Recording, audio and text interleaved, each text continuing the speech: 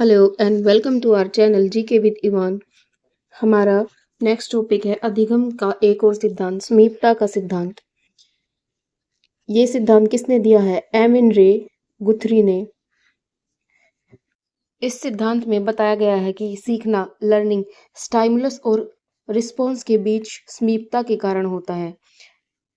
इसमें उन्होंने पुनर्बलन को पुरस्कार या दंड के कारण नहीं माना है। गुथरी ने पुनर्बलन और पुरस्कार के उपयोग को तो स्वीकार किया है, लेकिन उन्हें सीखने के लिए आवश्यक नहीं माना है। गुथरी जो है कंडीशन लर्निंग पर विश्वास नहीं करते थे। अनुबंधित अधिगम, उन्होंने कहा है कि सीखने के लिए कंडीशन जरूरी नहीं है। गुथरी ने पीटर नाम के एक बच्चे पर प्रयोग किया, जहां पर खरगोश के साथ बिल्ली को लाने से पीटर का जो खरगोश के लिए जो डर था वो खत्म हो गया, और ये सब उनके बीच में समीपता के कारण हुआ है।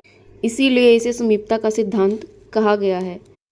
और अगली बार जब बच्चे के सामने बिल्ली या खरगोश आएंगे तो वह उनसे डरेगा नहीं।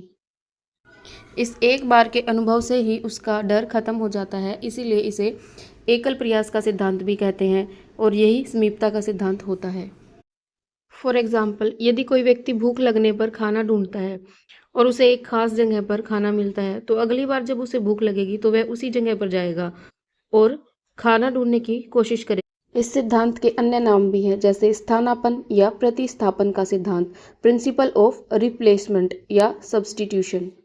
गैर पुनर्बलन का सिद्धांत, नॉन रीइंफोर्समेंट थ्योरी, क्योंकि इसने पुनर्बलन के सिद्धांत का विरोध किया है। इसने कहा है कि एक ही प्रयास में सब कुछ हो जाता है, इसलिए इसका नाम गैर पुनर्बलन का सिद्धांत भी है।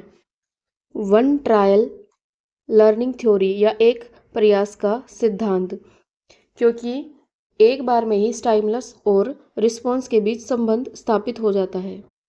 तो ये था गुथरी का समीपता का सिद्धांत।